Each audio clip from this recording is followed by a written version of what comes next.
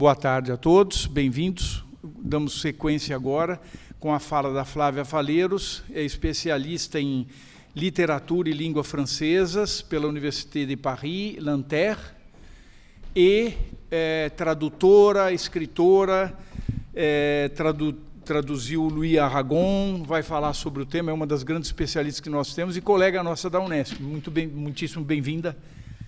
E você quer escolher esse aqui para você ficar com mais? Eu vou ficar no meio. Ah, tá. Agora eu vou ficar na ponta, porque daí eu acho que acho que no meio dá certo. Bom, gente, boa tarde a todo mundo. Eu não estou vendo muito bem vocês, mas estou vendo que tem algumas pessoas aqui, umas no meio. Bom, obrigada, Flor. Eu já fiz aqui um agradecimento, né? Não sei, das pessoas que estão aqui agora, eu não sei quem estava, né, de manhã, então eu vou repetir os meus agradecimentos ao Flor, à Rosana, ao Abel e a todo mundo que ajudou, né, na organização dessas jornadas, né, e agradecer muito pelo convite, é um prazer muito grande estar aqui. O título, né, da minha fala é esse que vocês estão vendo aí, Sonho e Devaneio Urbano, em 2 textos surrealistas do Louis Aragon, né? Então são esses 2 textos aqui, e eu vou falar um pouco sobre isso. Na verdade, é um trabalho... Vocês estão me ouvindo bem, não? Porque estou meio longe do microfone. É um trabalho que está um pouco incipiente ainda, mas eu vou tentar desenvolver alguma coisa aqui, no sentido, então, de abordar 2 práticas surrealistas centrais através, então, desses dois escritos, né, desse autor surrealista, o Louis Aragon, que é um daqueles surrealistas de primeira hora, né, junto com o Breton e o Support, são os 3, né, que sempre são lembrados como os iniciadores do movimento. Então, eu vou falar de Uma Vaga de Sonhos, cuja primeira edição original data de 1924, e do Camponês de Paris, que data de 1926. São 2 textos de importância capital para o movimento surrealista e, para mim, pessoalmente, eles têm uma relevância especial, porque eu tive a sorte de traduzi-los para o português com algumas décadas de intervalo. A tradução do Camponês de Paris é uma narrativa surrealista que impressionou muitos pensadores importantes, como a Susan Sontag, como também o Walter Benjamin, né? Essa tradução foi publicada em 1996 pela finada editora Imago, do Rio de Janeiro, e já Uma Vaga de Sonhos saiu em maio deste ano, há bem pouco tempo, pela vivíssima editora Sem Cabeças, né, uma editora paulista, que vocês devem ter conhecido ali fora, ao lado da porta aqui. É uma editora que vem furando o cerco, né, do silêncio editorial brasileiro em torno do surrealismo, porque a gente tinha, até pouco tempo, bem poucos textos surrealistas publicados aqui, né? E essa editora tem feito um trabalho muito interessante nesse sentido. Tem se dito muito, né, que 2024 é o ano do centenário do movimento surrealista. Isso não foi dito aqui, porque vocês conceberam, né, esses encontros em torno dos 100 anos do manifesto, o que está muito correto, né, porque o surrealismo nasceu, de fato, antes de 1924, mas é claro que 24 é um ano muito importante por causa do centenário do manifesto, mas não apenas. Também se completam, né, 100 anos da publicação de Uma Vaga de Sonhos. Esse texto, que é tão curto, né, no original, em francês, ele tem apenas 30 páginas, a edição brasileira tem tem um aparato crítico que deixou o livro um pouco maior, né? Mas o texto é de fato muito curto e ele foi publicado também em 1924. Inclusive, ele foi publicado antes do Manifesto do Breton, né? O Manifesto, é claro, é a teorização do surrealismo mais amplamente conhecida. Mas há um pioneirismo muito grande no texto do Aragon, como eu disse, porque ele publicou um pouco antes do Breton, né, esse texto que também que contribui com elementos teóricos, eu vou explicar um pouco mais adiante. 2 anos depois, então, em 26, o Aragon publicava o Camponês de Paris, e, como vocês veem, a distância que separa a publicação dos 2 originais na França é muito pequena. Na verdade, é de menos de 2 anos, porque o Camponês de Paris é um livro que tem 4 capítulos, e eles foram publicados separadamente em folhetim, em 2 partes, numa revista, né, a Revue Européenne. Então, uma parte foi publicada em 1924 e a outra parte em 1925. Então, em 26, tudo isso foi reunido em livro, né? Essa pequena distância temporal sugere uma proximidade entre os 2 livros, e é sobre isso que eu pretendo falar hoje, tentando compreender tanto aquilo que há em comum entre os 2 escritos, como aquilo que os diferencia. E a pista que eu desejo seguir está anunciada no título que eu dei a esta fala, em que eu reúno, então, os termos sonho e devaneio, mas o devaneio está qualificado aqui como urbano, né? E, na verdade, eu estou traduzindo essa palavra do francês, porque o sonho é rêve, em francês, e devaneio é uma palavra que tem uma raiz em comum com sonho, que é rêverie. Né? Então, na verdade, isso fica mais intenso em francês, né? Mas a minha intenção foi pensando na palavra em francês que eu dei esse título aqui. Eu vou começar com uma rápida exposição sobre uma vaga de sonhos, e a primeira observação a fazer sobre esse texto é que ele, e, aliás, como o próprio movimento surrealista, né, ele resultou do choque da Primeira Guerra Mundial, que determinante para que a geração de todos aqueles nascidos no final do século XIX, entre eles o Aragon, o Breton, o Suppot e muitos outros surrealistas, né, foi determinante para que essa geração rompesse por completo com a ilusão de que a racionalidade iluminista e a crença no progresso devido aos avanços da ciência, que já estavam bem abaladas desde o século XIX, rompeu-se, então, com a crença de que tudo isso pudesse levar ao florescimento de sociedades mais esclarecidas e igualitárias. Por quê? Ao término desse conflito bélico, né, que foi o maior conflito bélico até hoje provocado pelo Ocidente, né, a guerra de 1914 a 18, né, e quando a gente diz Ocidente, é preciso compreender, claro, que a gente está falando de capitalismo, né. Então, ao cabo dessa guerra, tornou-se imperativo para muitos jovens europeus sair em busca de uma praxis que permitisse reencantar o mundo. Este é o primeiro momento surrealista, é a sua primeira fase. Esse contexto é capital para a compreensão do fenômeno, esse contexto histórico, né, é capital para a compreensão do fenômeno de formação do movimento surrealista, bem como para a compreensão do próprio libreto do Aragon. É um livro que se organiza, então, em torno de um triplo eixo: testemunho, teorização e lirismo. Testemunho, porque ele permite ao leitor de hoje uma visão geral dos debates e das práticas surrealistas nos anos de formação do movimento. O Aragon relata aqui as sessões de exercícios surrealistas de exploração do inconsciente, como, por exemplo, os experimentos com o hipnotismo, as alucinações narcóticas, a reflexão coletiva sobre a sintomatologia das enfermidades mentais e os sonhos obtidos pela indução do sono surrealista como prática coletiva. Tudo isso era feito coletivamente. O relato de sonhos já vinha servindo aos surrealistas antes de 1924 como um alimento para o maravilhoso coletivo, né? Mas, em 1923, 24, isso culminou numa verdadeira epidemia de sonhos. O Aragon ele utiliza essa expressão dentro do livro, né?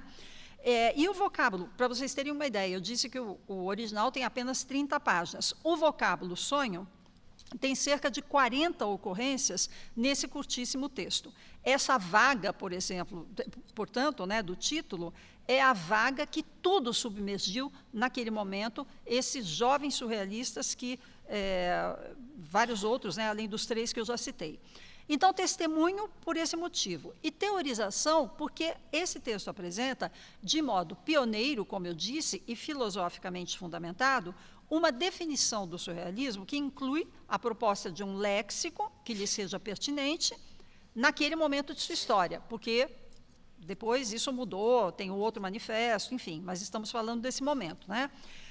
O Aragon faz isso em termos muito semelhantes àqueles que o Breton utilizaria logo a seguir no manifesto, e o termo surrealismo, né, como vocês sabem, não foi forjado pelos surrealistas, ele foi, sim, criado de fora do movimento, a partir do adjetivo inventado por um poeta mais velho do que os surrealistas, o Apollinaire, né, que inventou a palavra surreal para qualificar um texto dramático que ele escreveu. E os surrealistas, depois, por irreverência e por espírito de insurgência, porque esse termo era muito criticado, eles resolveram adotar o termo, e aí, depois, como eles adotaram, eles perceberam que era necessário teorizar essa coisa chamada surrealismo. Então, o Aragon fez nesse texto, e o Breton, logo depois, publica. Estavam escrevendo praticamente no mesmo momento. O outro eixo é o lirismo, como eu disse, né?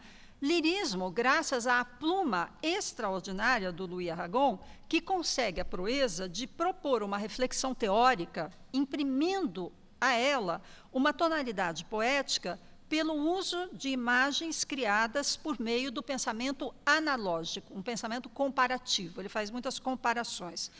O próprio título, né, do livro é um título metafórico, né, que já é uma ilustração do uso feito por ele do pensamento analógico. Aqui se reúnem dois termos que são pertencentes a campos semânticos diversos e muito distantes, porque o primeiro, vaga, remete a um fenômeno natural, físico, material, concreto, e o segundo, sonhos, né, a um fenômeno de natureza psíquica e material. Um, portanto, evoca o real e o outro evoca o irreal. Essa imagem é alicerçada sobre um jogo de oposições, né, e ela traduz, ou melhor, ela é o surreal, né, que, desse modo, é definido sem recurso, nesse momento aqui, né, sem recurso a expedientes intelectuais e lógicos, e ele essa definição é postulada num ato de criação poética, o próprio ato de criação dessa imagem poética. Ao permitir a superação das oposições contidas nos dois termos que a formam, essa ideia é muito central no surrealismo, né, de superar as oposições entre o real e o irreal, né, ao fazer isso, nesse título, né, e nesse livro, é algo que, inclusive, o Aragon voltaria a fazer com a mesma intensidade em um camponês de Paris, né, ou camponês de Paris, que também, a começar pelo título, põe em confronto elementos díspares que criam uma imagem poética insólita. Depois vou falar mais disso. Então, o lirismo está nessa maneira do Aragon de escrever, né? É uma escrita ou escritura, então, para retomar, né, o que a gente falou hoje pela manhã, poética. Então, expostas aqui, sumariamente, essas três qualidades do livro do Aragon, testemunho, teorização e lirismo, eu gostaria de me deter sobre o sentido que nele tem a ideia de sonho, e sobre o sentido do próprio vocábulo, tal como ele é empregado pelo Aragon, aqui nesse livro.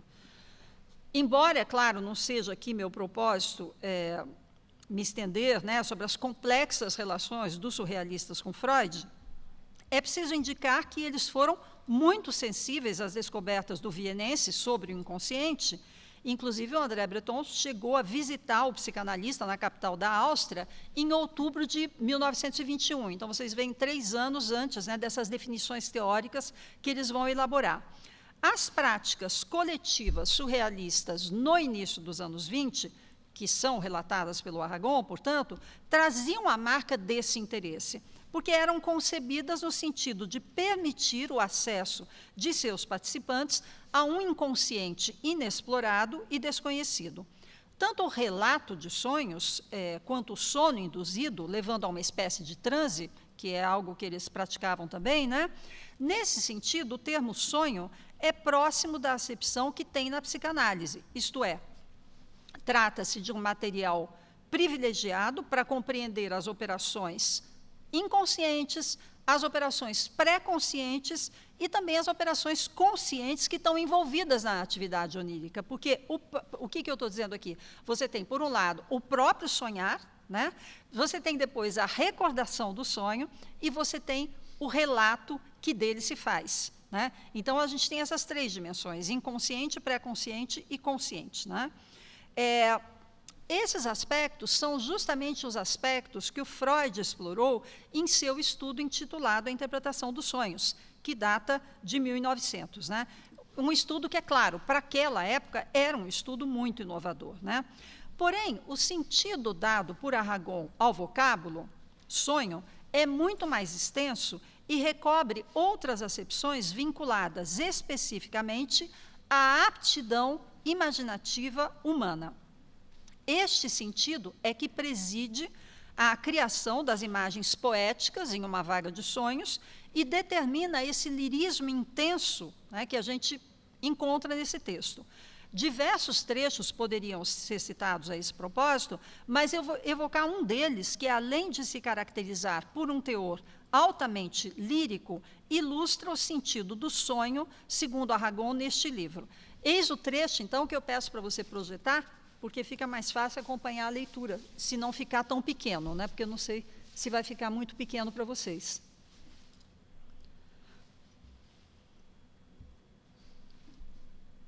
Dá para vocês verem ou não?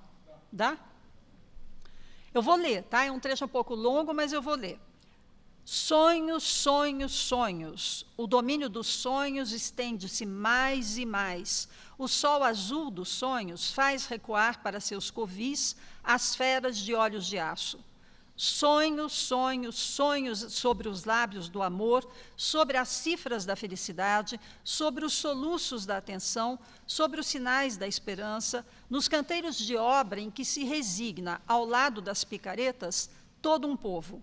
Sonho, sonho, sonho. Tudo não passa de sonho, que é onde o vento erra e os cães ladrando saem de suas trilhas. Ó grande sonho, na manhã pálida dos edifícios, não te desvies mais, atraído pelos primeiros sofismas da aurora, das cornijas de giz às quais, debruçando-te, tu misturas teus traços puros e lábeis à imobilidade miraculosa das estátuas. Afasta essas claridades intoleráveis, esses sangramentos do céu que cegam há tanto tempo meus olhos. Tua pantufa está em meus cabelos, gênio do semblante esfumaçado, treva deslumbrante rodeada por meu sopro. Apodera-te do resto da minha vida, ó maré montante da espuma de flores. Presságios acima das torres, visões no fundo de poças de tinta, no pó de café, migrações de pássaros à esquerda ou à direita dos adivinhos, corações consultados por dedos sangrando, rumores, tudo isso anuncia, enquanto os tempos se desdobram encortinados, teu reino e teu ciclone, adorável sereia, palhaço incomparável das cavernas, ó sonho recostado aos corais, cor de queda, cheiro de vento. 1924. Sob esse número, que contém uma draga e arrasta atrás de si uma safra de peixes-lua, sob esse número ornamentado de desastres e estranhas estrelas nos cabelos, o contágio do sonho se espraia pelos bairros e pelas províncias. Bom, é um texto um pouco longo, eu quis compartilhar com vocês aqui, porque, por causa desse intenso lirismo, né, que eu comento aqui um pouco agora, na verdade, esse trecho nós poderíamos qualificá-lo como uma verdadeira ode ao sonho, né? O Aragon não diz isso no livro, né, mas é uma ode ao sonho, porque eu estou entendendo uma ode aqui, né, como esse tipo de poema, naquele sentido em que ele foi definido desde os clássicos greco-latinos, isto é, como um canto de louvor aos deuses e aos homens virtuosos, e um canto marcado por uma conotação também de meditação filosófica. O Aragon se propõe a transgredir a definição clássica e, empregando diversos vocativos, né, põe-se a falar diretamente ao sonho, né? Ele se dirige ao sonho, ele conversa com o sonho, num extenso elogio, na verdade, é isso que ele está fazendo, é um extenso elogio à capacidade humana de sonhar, que é, ao mesmo tempo, uma invocação, no sentido mais forte dessa palavra, isto é, em sua acepção religiosa, né? E o uso da palavra gênio, que eu coloquei em itálicos ali no trecho, né, que foi lido, o uso dessa palavra para qualificar o sonho é pleno de significados. Fundamentalmente, no domínio da criação artística e literária, os gênios é a divindade tutelar de cada um e se relaciona à imaginação criadora, o que reforça a leitura desta ode ao sonho como uma prece, um fervoroso e profanador apelo, uma invocação, né, um chamamento. Invocar, em latim, né, significa chamar.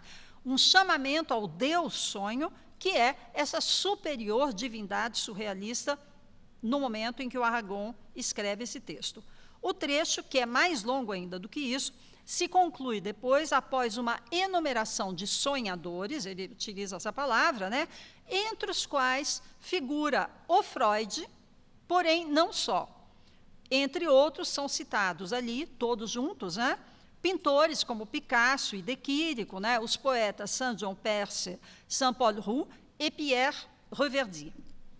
Todos eles são, o Aragon os denomina assim, são os presidentes da República dos Sonhos, ele coloca a República com R maiúsculo, né, que é uma outra imagem poética insólita, resultante dessa disparidade dos elementos que estão postos em confronto. Por um lado, o que diz respeito à vida social e política, à coisa, né, à res pública, e, por outro, uma produção puramente psíquica, singularizada por seu aspecto enigmático.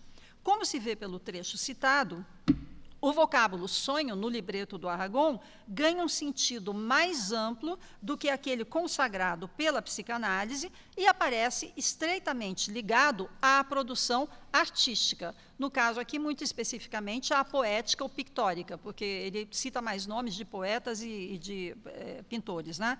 E ligado também, mais amplamente, à imaginação, essa capacidade humana de imaginar. E, a partir desta acepção, então, eu proponho agora, porque eu resolvi não fazer uma coisa tão extensa para não ficar muito tempo de fala e a gente poder conversar depois, né? Então, a partir desses elementos que eu expus até aqui, né, eu proponho agora o exame do Camponês de Paris. E, como vocês sabem, o Camponês de Paris é uma das mais importantes e originais narrativas surrealistas, e sua publicação antecedeu, inclusive, a de uma outra narrativa muito importante, que é Nádia, de 1928, do André Breton, que também põe em cena a errância urbana, de maneira muito diferente. Mas o Aragon, mais uma vez aqui, antes do Breton, né, primeiro ele publicou a teorização um pouco antes do Breton. E aqui ele publica esse texto extraordinário, né, que, como eu disse a vocês, assim, foi muito importante, né, para alguns pensadores, grandes pensadores, como Walter Benjamin, né, o filósofo alemão, mas que se interessava muito por literatura, claro, e que escreveu aquele grande livro que vocês devem conhecer. Aqui no Brasil ele leva o título de Paris, capital do século XIX. Né? Paris, capital, eu não sei se tem alguma coisa a mais no título, é um livro gigantesco que o Benjamin deixou inacabado, uma série de fragmentos, né? Tem muitas coisas que o Benjamin escreveu que eram assim, um ajuntamento de fragmentos, e ele contou, numa carta ao Adorno, que esse livro lhe foi inspirado pela leitura de um dos capítulos do Camponês de Paris, que é o capítulo, de fato, mais conhecido, até pelo fato de o Benjamin ter falado tanto dele, né, que é a passagem da ópera. Tá? Então, o primeiro, como que é o Camponês de Paris? Né? O primeiro e último capítulo do Camponês, né, que são intitulados Prefácio para uma Mitologia Moderna, e o último é O Sonho, do Camponês, de novo a palavra aparece aqui, né?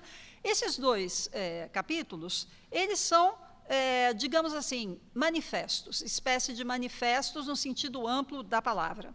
Tanto no prefácio quanto no capítulo final, o Aragon se insurge contra o tolo racionalismo humano, entre aspas, são palavras dele, contra a imaginação da razão, contra o rigor da lógica, né, que para ele não passam de um materialismo grosseiro e etc.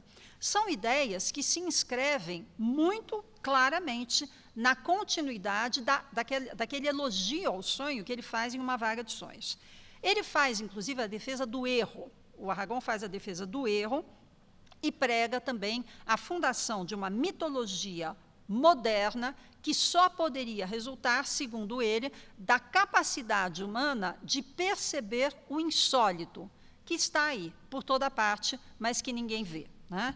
A percepção do insólito, isso também é uma prática surrealista, ser capaz de perceber o insólito nas coisas banais, né?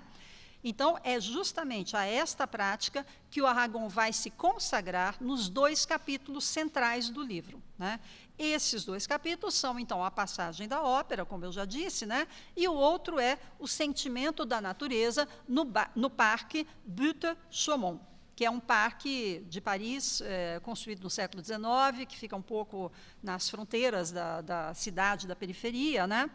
E o Butte-Chaumont é o primeiro pulmão verde da capital, que foi construído, né, pelo barão Haussmann durante as reformas de Paris. Enfim, depois, quando a gente começar a conversar, posso falar mais sobre isso, mas não previso falar muito aqui agora, tá? Nesse momento. Nesses 2 capítulos centrais da narrativa, então, que são o 2º e o 3º, o que ocupa esse narrador, que é um narrador que diz eu, né, é um narrador de primeira pessoa, é esse passeio urbano em busca do insólito.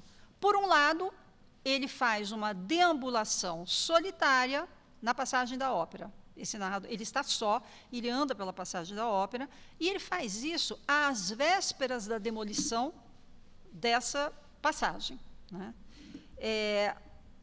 Ela, logo depois, vai ser demolida, ela não existe mais, né? Ela foi destruída para que as grandes, o que seria correspondente às grandes avenidas, né, no Brasil, os boulevards, né, fossem construídos. Ela, entre outras razões, ela foi destruída, tem mais razões, mas entre outras por isso, né? Então, a passagem da ópera, ela era uma dessas galerias construídas em ferro e vidro, né, que são exemplos típicos da arquitetura do século XIX. Existem outras em Paris que não foram demolidas, e são exemplos típicos dessa arquitetura do século. Foi uma coisa que surgiu no século XIX. Isso também está no livro do Benjamin. Ele fala muito dessas galerias, porque elas parecem um pouco uma imagem. O Benjamin fala que elas são imagens dialéticas, porque, por exemplo, elas são ao mesmo tempo rua e passagem, né? E aí o Benjamin faz uma série ele enumera faz algumas comparações com outras imagens. Então, ele diz, por exemplo, são ao mesmo tempo rua e passagem, como a prostituta é ao mesmo tempo vendedora e mercadoria. Então, mas é Benjamin, né? Benjamin escrevendo, ele utiliza muito esse pensamento analógico também para provocar essas imagens, né? No século XIX, essas passagens, elas abrigavam um comércio muito luxuoso. No entanto, quando os surrealistas, porque eles frequentavam essa passagem, não era só ele que frequentava, eles frequentavam muito essa passagem, mas quando eles começam a frequentar a passagem da ópera, que nos anos 20, portanto, né, ela já havia se tornado um lugar totalmente démodé, né, um lugar obsoleto. Ela estava em franca decadência e desvalorização, porque ela ia ser demolida, né? Aragon faz o inventário nesse capítulo, né, de todos os comércios moribundos que existiam nessa passagem e também da estranhíssima fauna que por eles transitam, uma fauna humana, evidentemente, né, precisamente nesse momento que antecede a sua demolição. O olhar desse camponês de Paris, né, do Aragon, nesse texto, né, é o olhar do colecionador animado por um desejo de salvar do esquecimento os objetos que o rodeiam, pelo desejo de recolher os cacos, consciente. Por que ele faz isso? Porque ele tem uma profunda consciência de que as energias nihilistas do mundo moderno, essa expressão é da Susan Sontag, escrevendo sobre fotografia, mas é muito cabível aqui também para esse texto, né? As energias nihilistas do mundo moderno aniquilam tudo. Energias nihilistas do mundo moderno, claro, mais uma vez, o que é? É o capitalismo, né? Aliás, tem uma coisa, é claro que eu sempre penso, né? A canção Sampa do Caetano Veloso, né? A força da grana que ergue e destrói coisas belas é um pouco isso, né? Essas energias nihilistas que, né? Especulação imobiliária, como houve muito em Paris no século XIX e tudo isso. E a demolição da passagem da Ópera é um projeto do século XIX que não pôde ser concluído no século XIX e foi concluído, então, no início dos anos 20, quando aquele que concebeu o projeto nem estava mais vivo, que era o Haussmann, né? que foi ele que comandou essas reformas todas da capital. Por essas razões, né, que a gente pode dizer que a cidade aqui, para o Aragon, é um objeto melancólico, né? É uma expressão também que a Susan Sontag emprega, também no ensaio sobre fotografia, mas que se adequa perfeitamente a Paris da passagem da Ópera, que é flagrada pelo Aragon como numa série de instantâneos fotográficos. E essa é uma modalidade do passeio. A outra modalidade do passeio, que é ao jardim, né? Aí ela é já uma expedição exploradora coletiva, porque ele faz o passeio junto com o Breton e com um outro surrealista, que é o Marcel Noll. É uma exploração exploradora coletiva que é realizada em infração, porque é uma expedição noturna ao Parque Buttes-Chaumont, e infração porque a entrada do parque é proibida à noite, né? Eles pulam as grades e vão passear no parque.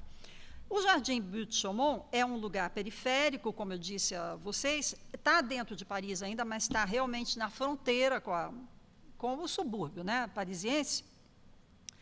Essa expressão de primeiro pulmão verde é uma expressão que data, inclusive, do século XIX, né? Ela foi construída pelo Haussmann em vida e é bem interessante, porque é um lugar que tem um outeiro, né?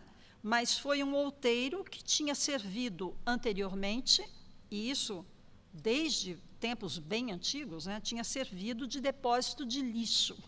Isso é bem interessante também, porque ali onde era um depósito, sabe, lixão, né? Era um lixão, mas muito, muito grande, né? Chaumont é monte calvo, significa etimologicamente isso em francês. Então, é realmente um outeiro e jogavam lixo ali. E o Haussmann, eu não separei nem fotos nem nada, mas vocês podem depois até procurar para ver, né, por curiosidade, é um parque totalmente artificial, construído em cima do antigo depósito de lixo, e é o primeiro pulmão verde da capital. Tudo isso é bem interessante, né? A oposição entre esses dois espaços, passagem e jardim, é múltipla. Por um lado, nós temos um espaço urbano condenado à destruição pelas reformas do Haussmann, né? Por outro, nós temos um jardim que também foi construído pelo grande reformador da capital, né? Uma passagem e um jardim artificial, claro, um lugar fechado e um lugar aberto, um passeio diurno, um passeio noturno, um bairro central, um periférico, um depósito de lixo transformado em belo jardim e uma bela e luxuosa passagem transformada em lixo pela especulação urbana e fadada a tornar-se um amontoado de entulhos. Essas oposições, elas funcionam como uma imagem surrealista, aliando dois elementos que são em tudo distantes, que é algo muito próprio do universo onírico. Nos nossos sonhos, frequentemente, né, a gente faz isso. A gente até fala, né, a gente fala, nossa, mas isso não tem pé nem cabeça. A gente alia coisas, né, que não tem nada a ver, aparentemente, uma com a outra, e isso é muito característico do universo onírico. E a última dessas oposições, né, para além de imagem poética, pode ser tida como uma imagem dialética, a exemplo daquelas apontadas pelo Walter Benjamin nesse livro que eu citei, né? E, como eu disse, era um livro importante para eles. Eu citei aqui, né, a prostituta, que é ao mesmo tempo vendedora e mercadoria, né? Do mesmo modo, a cidade do Aragon é, a um só tempo, luxo que se transforma em lixo e lixo que se torna luxo. Uma imagem dialética que exprime, portanto, as forças nihilistas presentes no cotidiano e na história das cidades modernas e perceptíveis, muito perceptíveis, na precariedade que as caracteriza. São perceptíveis, mas não são vistas. São perceptíveis, mas não são percebidas, né? Então, esse exercício, essa prática da percepção do insólito passa por aí, né? Perceber, de fato, né, aquilo que é perceptível, mas que ninguém percebe. O título dessa narrativa do Aragon também é híbrido, e nele se reúnem duas esferas totalmente opostas. De um lado, a palavra camponês, que evoca uma natureza a qual o homem está subjugado, pois a figura do camponês, claro, remete a alguém que se move num mundo regido pelas leis naturais, por exemplo, o ritmo das estações do ano, né, que determinam os ciclos agrícolas. E o Aragon, neste livro, mas ele se insurge contra uma certa concepção da natureza que é herdada do século XVIII, em particular a concepção de natureza do Rousseau, que foi muito marcante, né? A concepção do Rousseau é uma concepção partitiva da natureza.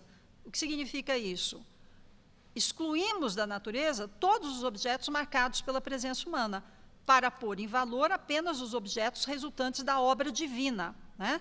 É aquela ideia de que a natureza é fundamentalmente boa e pura. Então, aqui, ele se insurge contra essa definição.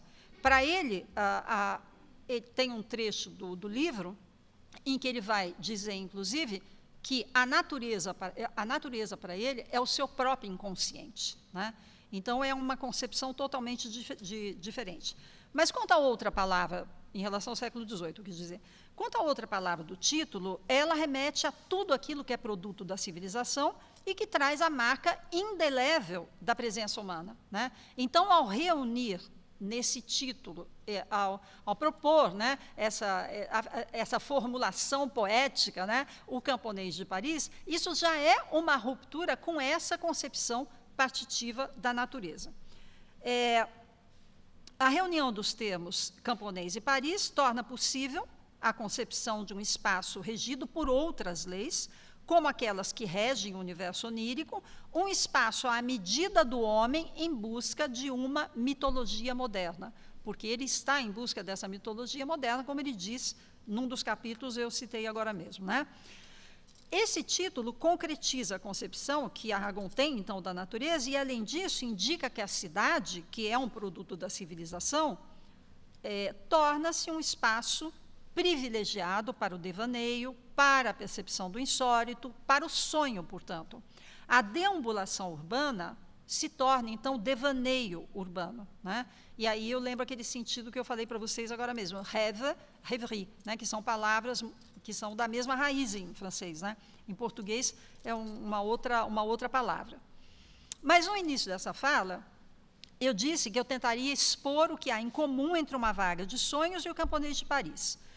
Há muito em comum, pois nos dois textos a importância do sonho é central, né? Inclusive, no próprio Camponês de Paris tem um dos capítulos, inclui a palavra sonho, é o sonho do camponês, né? Eu disse também que eu tentaria entender o que é que os diferencia. E eu também falei a vocês, eles foram escritos muito perto um do outro, os dois textos, né? Mas, encaminhando-me já para o final dessa apresentação, eu gostaria de citar dois curtos trechos do capítulo A Passagem da Ópera, no qual o Aragon faz, então, essa espécie de obituário, né, que eu falei para vocês, às vésperas de sua demolição.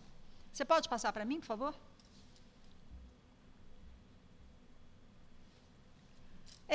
Eu coloquei uma fotografia do fotógrafo, estupendo fotógrafo, né, que tem toda uma série de fotografias sobre a Paris dos anos 20, que é eu não sei se eu escrevi ali, sim, escrevi, o Atget, né?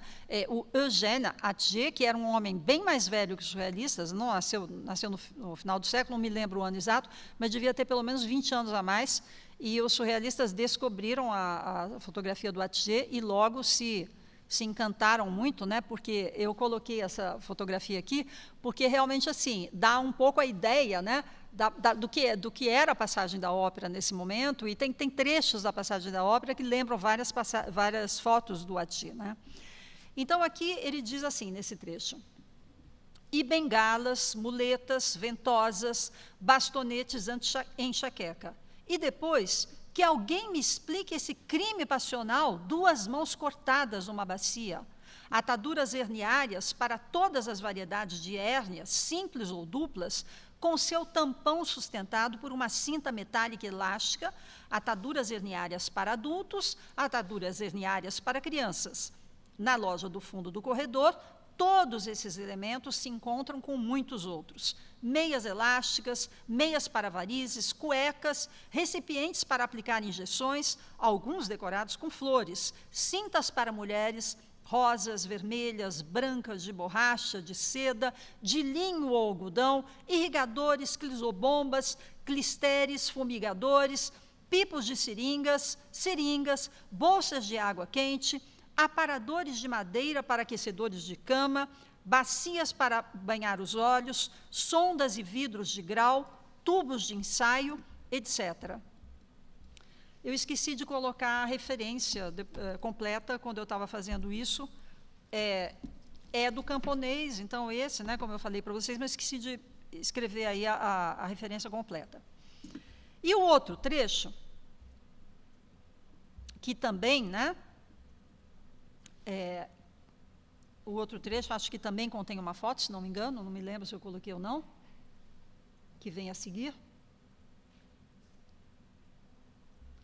Ah, sim, é esse.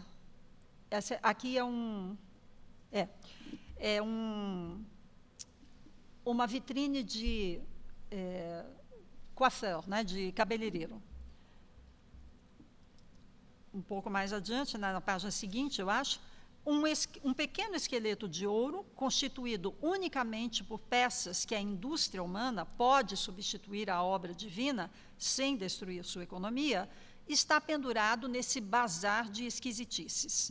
Ele é quase completo, esse gnomo metálico e brilhante, esse esquema de nós mesmos.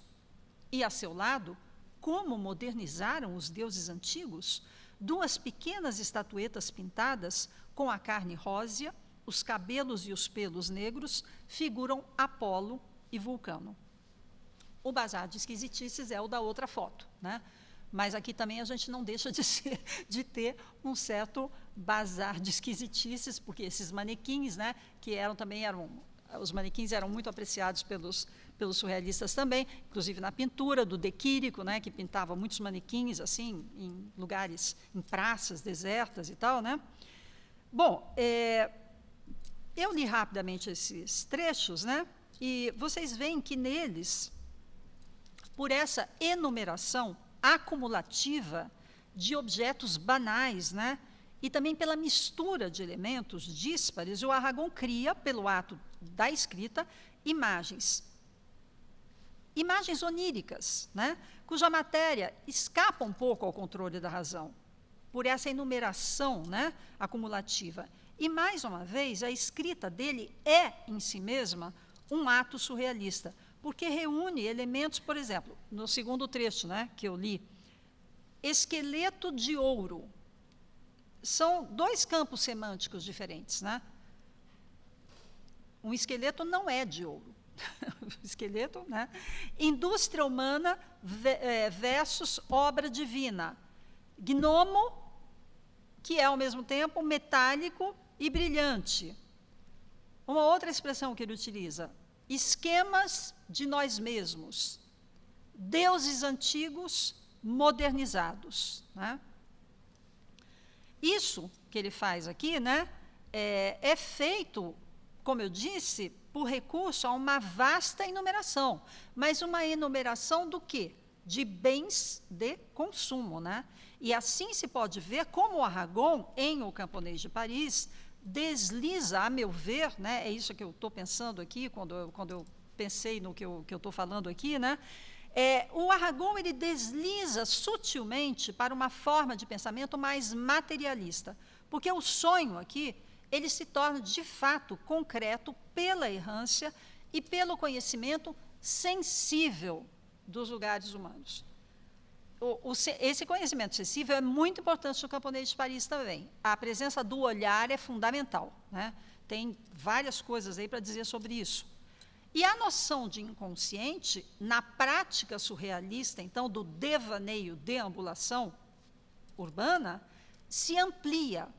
E o insólito resulta agora nessa prática, da percepção da cidade como um universo de objetos descartáveis, regido por forças que transformam implacavelmente os objetos em ruínas, criando um amontoado de fragmentos díspares, no qual se capta o surreal de modo agora muito material e concreto, e não mais somente como um fenômeno da realidade psíquica ou da aptidão imaginativa humana. É isso, gente, que eu tinha a dizer para vocês, tá? Obrigada pela atenção. Obrigada.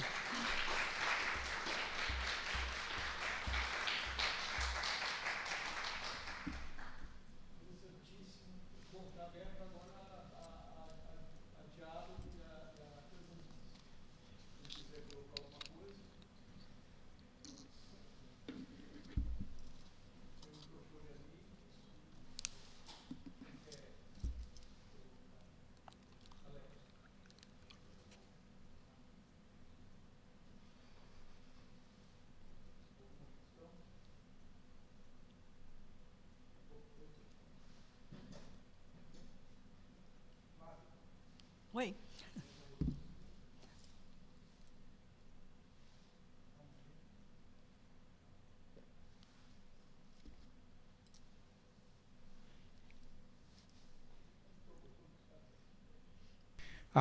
Ok. Na fala do espanhol, sobre artes plásticas, ele mostrou diversos manequins, né, assim, uma certa obsessão pelo manequim, assim, uma espécie de quase perseguição frankensteiniana da psique surrealista, né, de vários artistas, não só o De Chirico, outros também, né. Uma possível interpretação disso é justamente o que você comentou desse peso que foi a Primeira Guerra, e uma espécie de desejo dos surrealistas em tentar recompor o corpo mutilado, né? Ao mesmo tempo é um corpo inanimado, né? Então você tem uma recomposição artificiosa e artificial, né?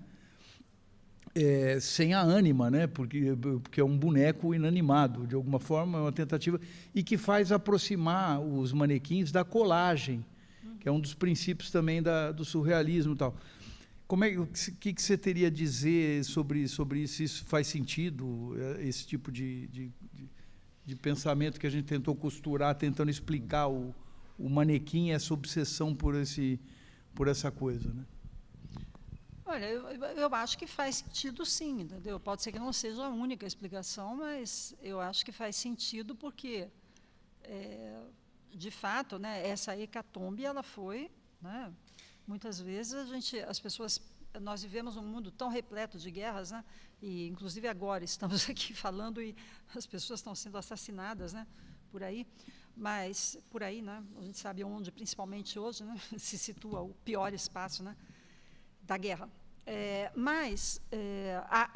A Primeira Guerra Mundial, ela foi realmente a maior hecatombe, né, que aconteceu em termos numéricos mesmo. E por que por que ela pôde ser assim, né? Porque foi a primeira vez que a técnica e a tecnologia foram postas a serviço da matança, né? Eu li alguns trechos de relatórios militares, porque era um estudo que alguém fez sobre isso, e então ele citava alguns trechos de relatórios militares, e ele mostra que houve uma mudança na maneira de contar os mortos. Eles passaram a contar mortos por quilômetro quadrado. Então, eles tinham X mortos, vírgula, não sei, por metro quadrado. Por quê? Porque o avião, matar com o avião, mata muito mais, né, do que você matar com lutas corpo a corpo, né? Então, realmente, eu acho que para a gente é até difícil, né, imaginar a amplidão do impacto que isso teve. E na França, especialmente, né, vocês sabem que foi terrível, né? Muitos intelectuais morreram, ou então morreram posteriormente. O próprio Apollinaire, né, o poeta Apollinaire, ele era um polonês naturalizado francês, e ele serviu pelo exército francês. E no front ele recebeu um pedaço de ele foi atingido na cabeça. E aí ele fez uma trepanação, que chama aquela coisa que a pessoa fica esticada. Trepanação, tem um negócio que chama trepanação, não tem? Então, mas ele morreu depois, não imediatamente, mas depois ele morreu por causa disso. E os próprios surrealistas, né, muito jovens, serviram, foram mobilizados, né? Mas, por exemplo, o Breton, o Aragon, eles não estiveram diretamente no front, mas eles eram estudantes de medicina e eles serviram num hospital na cidade de Nantes, lá no oeste da França, e eles viram de perto, sabe? E também a devastação psíquica, né, provocada pela guerra, né, porque eles tiveram realmente diretamente, né, contato com isso. E, além do mais, também, essa amplidão, eu falei em termos numéricos, por essa razão, por causa da técnica, da tecnologia, e também muitas pessoas que não morreram, muitos dos que foram e que não morreram, eles ficaram completamente desfigurados. Então, tem até uma expressão em francês que se refere a essas pessoas, né, que se chama les gueules cassées, que a gente traduziria em português por cara quebrada, sei lá. E tem fotos, né? Tem fotos que são muito impressionantes dessas pessoas, homens, né? Claro, porque os homens, né, que serviram, no caso, foram os homens que foram para o front, né? E era guerra, e tinha guerra de trincheira também, entendeu? Então tem relatos muito importantes, né? Tem relatos muito importantes sobre isso, como foi a guerra nas trincheiras. Assim, carne de canhão mesmo. Carne de canhão mesmo. E aí os que não morriam voltavam desse jeito. Então, sem braço, sem perna também, mas principalmente, né, com o rosto completamente desfigurado. E essas são as fotografias mais impressionantes, porque o rosto, né, é muito importante assim, né, no que a gente é, né? E então, assim, eu acho que é uma maneira de ler que me parece uma pista bem interessante. Eu acho que pode ter a ver com isso. Mas, para além disso, né, tem essa coisa da imagem onírica, né, que o manequim já... Porque, realmente, essas fotos do Atget, e também os quadros do De Chirico, né, porque nele tem muito isso, e a maneira como ele põe em cena esses manequins, né, existe essa construção da imagem com elementos díspares, né? Por exemplo, numa grande praça, né, que tem uma cara um pouco clássica ou neoclássica, né, que muitos quadros do De Chirico são assim, um manequim, né, o que isso... São coisas incompatíveis, né? Então, essa coisa lembra muito esse princípio tão fundamental do onírico, né? Porque nós misturamos até... Bom, faz bastante tempo que eu não leio Freud, agora estou precisando reler, sabe? Porque eu me lembrava, tem os nomes, né, que ele dá. Isso é um dos princípios, ele descreve, talvez alguém aqui na sala se lembre. Isso, exatamente. Obrigada, Diogo. Essa coisa da deslocação. Então, você desloca, você tira de um lugar para botar em outro, e mistura com é uma coisa heteróclita, né? Então, eu acho que isso também é uma explicação, mas que não invalida a outra, né? Eu acho que ambas são interessantes. Quem quer falar? Cri.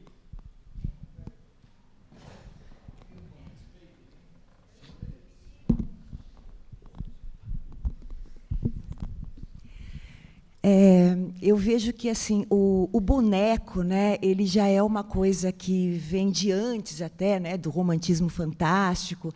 Esse imaginário que o boneco, como imitação do ser humano, ou a construção do ser humano por partes, como Frankenstein e tantos outros autômatos, esse tipo de imaginário do boneco como simulacro do ser humano, coisa construída pelo ser humano, o ser humano na posição de Deus, é uma coisa muito importante, que eu acho que é retomada no surrealismo, talvez. É muito muito a propósito a sua lembrança. De fato, não é uma novidade absoluta, entendeu? É claro, isso já existia antes, né? Mas aí é retomado nesse contexto específico e aí tem outras coisas também interessantes. Estava me lembrando aqui também do Hans Belmer, né? Que é esse... Mas aí já é uma outra perspectiva um pouco diferente, mas é a boneca, é La Poupée, né? Le Poupée do Hans Belmer, as bonecas desconjuntadas, né? E assim também... então, eu acho que são coisas que estão aí no mesmo, digamos, uma mesma esfera, né? Numa comunhão de... uma mesma família, digamos assim, artística, né? Eu acho que sim. Obrigada por lembrar isso.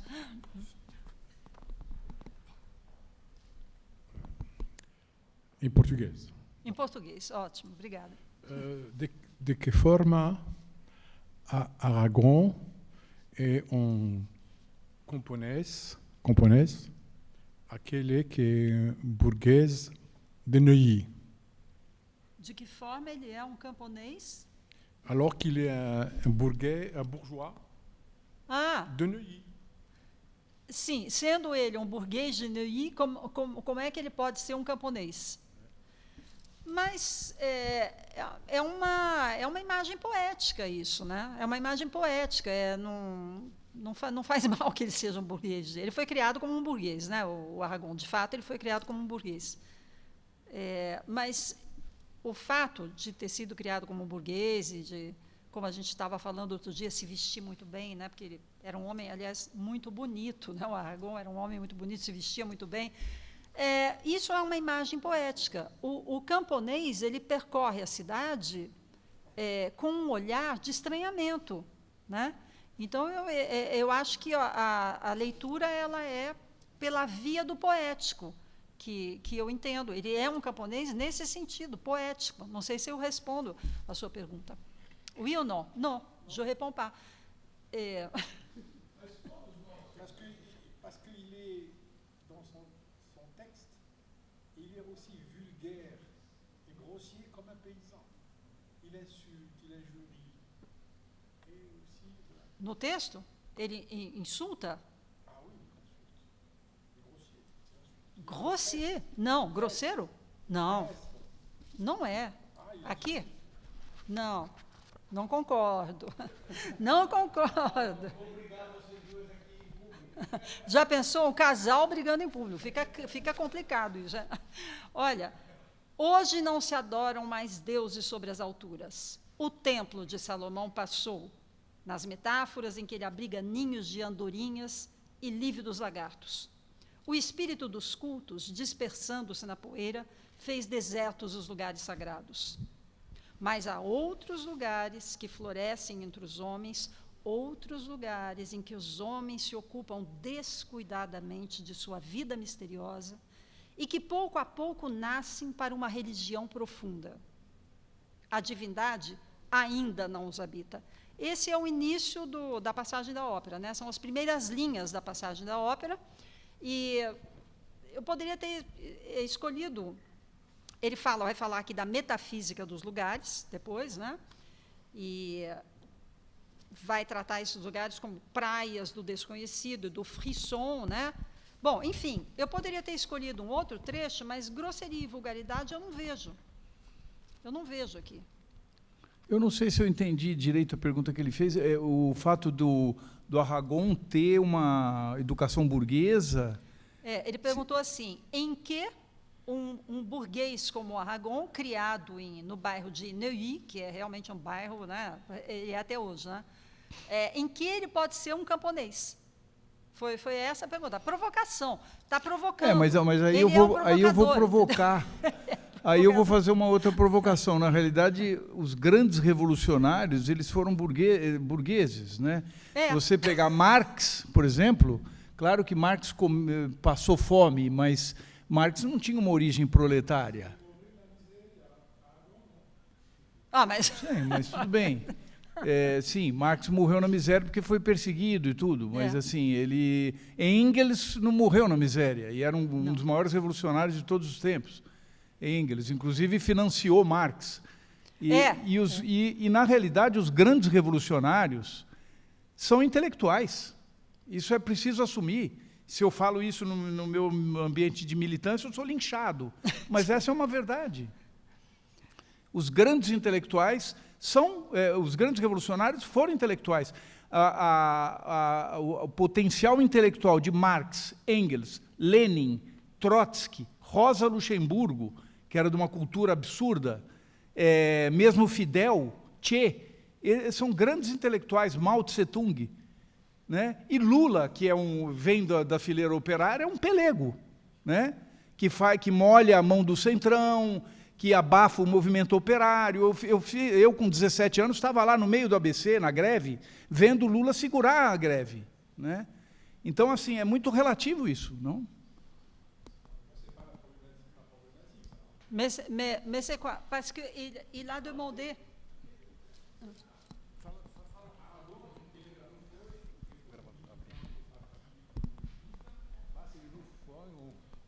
Un théoricien. Le micro.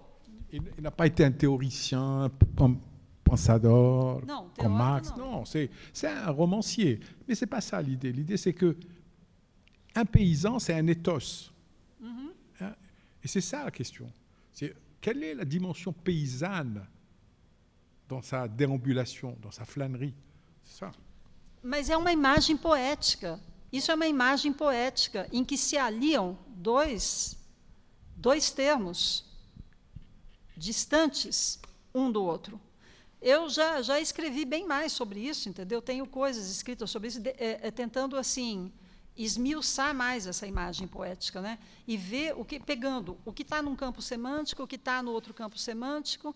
Então, assim, eu não estou assim entendendo muito bem, porque não é uma leitura colada ao que o Aragon realmente foi. Ele foi criado como burguês, nasceu em Neuilly, não sei o quê, e ele não foi teórico. O que o Flo falou, ele citou vários que teorizaram, é verdade. O Aragon não teorizou, porque ele era fundamentalmente ele era um poeta e um romancista, né?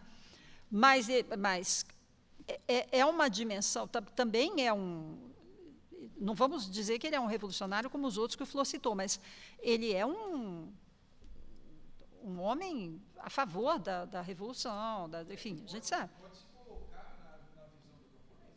Deplacer lá e assumir eu entendo a pergunta como uma provocação, mas eu não vejo sentido, porque o fato da pessoa ter uma origem burguesa e uma formação burguesa não quer dizer que ela não assuma causas revolucionárias, né?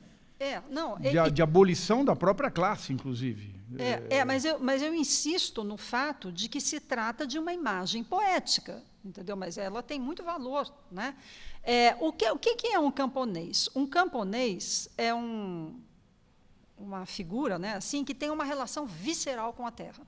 Visceral com a terra. Principalmente quando a gente fala... Aqui no Brasil, a palavra camponês ela não tem o mesmo peso que tem, porque é uma outra história que tem a sociedade francesa, diferente. Talvez aqui, para a gente, essa palavra tenha tido um sentido mais próximo quando existiam as ligas camponesas, né? Naquele momento lá, a palavra nem é muito utilizada no Brasil, porque você não fala muito, ele é um camponês. Ninguém fala muito isso, mas, enfim, a palavra... O que é um camponês? O camponês, então, ele é esse ser, né, que tem uma relação visceral com a terra.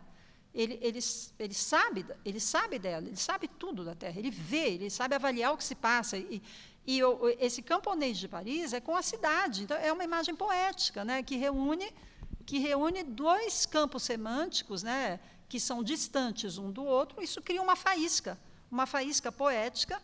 O camponês de Paris é um estranhamento, né? Como assim? Não tem nenhum camponês em Paris, né? Não existe. Então,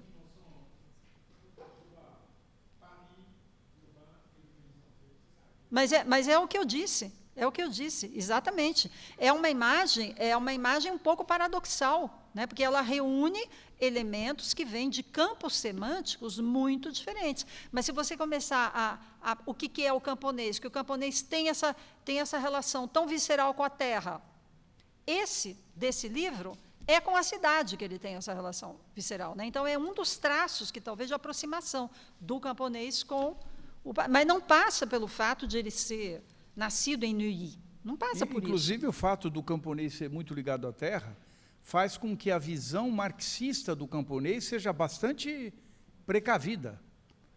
Porque o camponês é visto como um espírito pequeno burguês. O anseio marxista da revolução proletária, não camponesa. O que eu, aliás, pessoalmente, até questiono. Porque, por exemplo, Cuba, que fez uma revolução, sobretudo camponesa, foi uma revolução extremamente importante, né? Que parte da esquerda classifica como uma revolução não comunista, até. Né? Dizem que, né, vão taxar o movimento de 26 de julho como um movimento pequeno burguês, porque era muito ligado aos camponeses, como se não fosse ali uma estratégia para se chegar no que Cuba depois virou, que foi uma revolução comunista. Mas parte, inclusive amigos meus trotskistas, dizem que não, que ali que o Fidel era um pequeno burguês e que ele foi obrigado a assumir o marxismo depois, né? Essa classe praticamente social acho uma ladainha, né? Essa classe social do camponês, ela é assim, por exemplo, na sociedade francesa, na história da França, né, tem ao longo dos séculos, né, tem movimentos de, vamos dizer assim, de maneira informal, quebra-quebra camponês, né, que isso é chamado em francês, que é uma palavra que tem uma conotação pejorativa, né, de paysannerie. É uma camponesada, sabe assim, mas no sentido de uma camponagem, fazer, né? No sentido de e eles fazem até hoje, né? Ismael, você percebeu o que eu disse? E você sabe a paysannerie? Uma injúria? Ah, sim, que tem. Esse é um camponês, pode ser até um xingamento, né? Essa oposição entre inclusive no Brasil há de se reconhecer que o movimento mais importante socialmente falando há décadas é o movimento camponês, é o MST, né? Também tem isso, né? Porque assim, sim, é muito relativo, importante. Bastante. O MST é o movimento mais interessante que nós temos, sem dúvida. Com todas as suas contradições, é onde você ainda vê alguma esperança do Brasil se mexer um pouco. Mas que são sociedades tão diferentes, né? A francesa e a brasileira, e a relação com a terra é tão diferente nessas duas sociedades, né? Que é um assunto bem complexo, assim, eu acho, para a gente fazer comparações, porque não é exatamente o mesmo sentido camponês aqui no Brasil, né? Não tem esse sentido que tem na sociedade francesa, por razões históricas e pela relação. Aqui no Brasil, a gente sabe, é uma relação de natureza totalmente diversa, terra de latifúndio, né?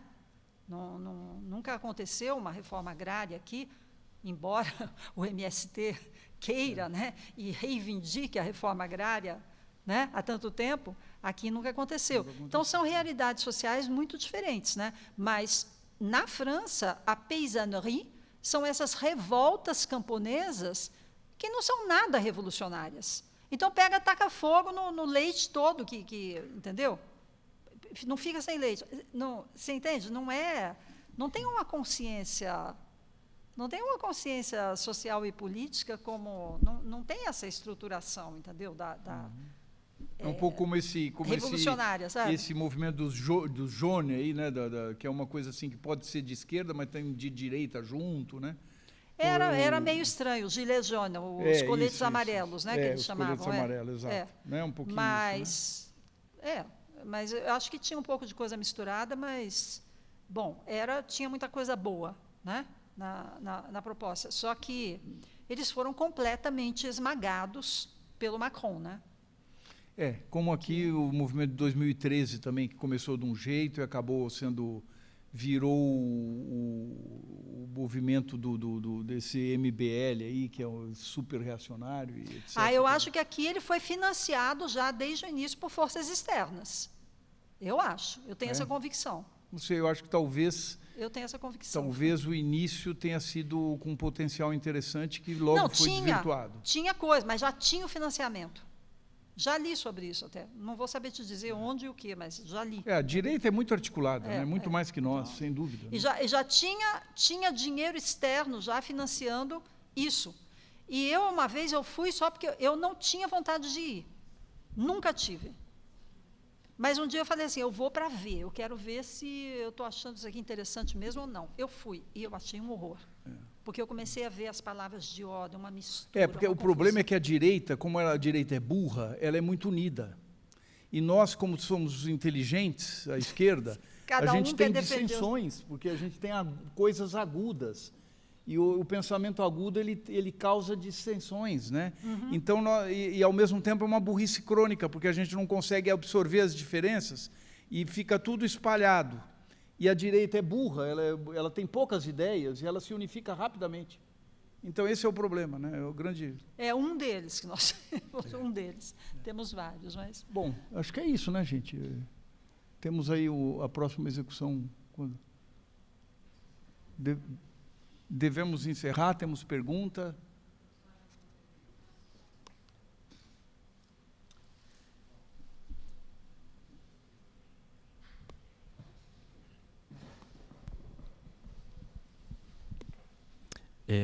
Você acha que tem alguma significação especial a escolha naquele texto que a gente viu antes, dos deuses Apolo e Vulcano? Que temos? Temos? Oi? Não, eu não entendi os termos. Quais termos que você falou?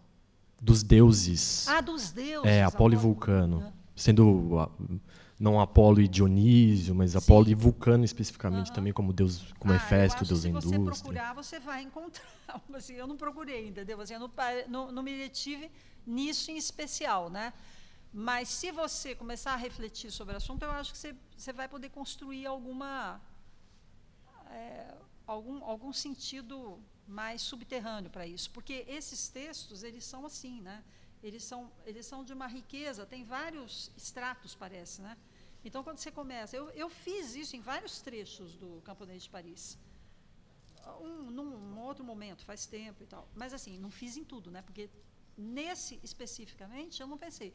Mas, se você for olhar, Apolo. Então, vamos ver. Apolo e exatamente o que está sendo dito. Então, assim, mas porque você pensou em alguma pista, não? O que você pensou? Eu pensei, Vulcano, principalmente, como sendo a representação que era o Hefesto também, né? O deus da indústria. Se tem alguma relação, porque está pesando um pouco mais para um lado apolíneo do pensamento, assim, né? Pensando, talvez, em capitalismo, em indústria, o momento de... Então, já é interessante o que você está falando, porque, percebe, ali eles aparecem muito rebaixados, né? Eles estão extremamente rebaixados. Tudo se tornou bem de consumo. E eles estão ali como isso, estão tão modernizados, a pele está pintada de rosa, o cabelo pretinho, sabe? É um negócio, vamos dizer assim, a palavra que todo mundo usa agora, é uma coisa muito fake, né? É fake, entendeu? Isso aí, não é Deus nenhum isso aí. Então, é um rebaixamento muito grande. Então, acho que por aí, acho que dá para pegar sentido a mais, né? Ver o que está... Até o que você falou é interessante nesse sentido, até eu acho. Obrigado. Obrigada a você.